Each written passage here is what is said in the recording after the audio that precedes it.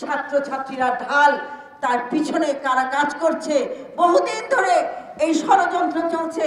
এই ষড়যন্ত্র আর চলবে না। চলচ্চিত্রের আতুরঘর এফডিসিতে হাতে হাত রেখে দাঁড়িয়েছেন তারকারা, জানাচ্ছেন প্রতিবাদ আর ব্যক্ত করছেন নিজেদের প্রত্যাশার কথা।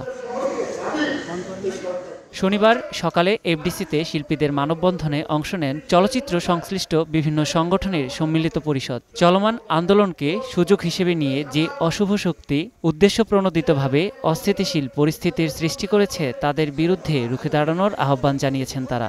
আপনাদের কোটা আন্দোলনকে ঘিরে আপনাদের ঘাড়ে বন্দুক রেখে বাংলাদেশের অন্য সন্তানদের উপর গুলি বর্ষণ করছে, আরো যে লাশ পড়ছে সেই সুযোগ আপনারা দেবেন না। ছাত্রছাত্রীরা ঢাল, তার পিছনে কারা কাজ করছে, বহুদিন ধরে এই ষড়যন্ত্র চলছে।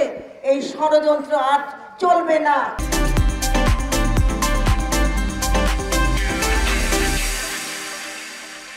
শিল্পী সমাজ সকল ধরনের হত্যা ও সহিংসতার বিপক্ষে। শিক্ষার্থীদের পাশাপাশি সাধারণ মানুষ, পুলিশ, সাংবাদিক সহ যাদের প্রাণহানি ঘটেছে প্রতিটি হত্যার বিচারের দাবি তাদের।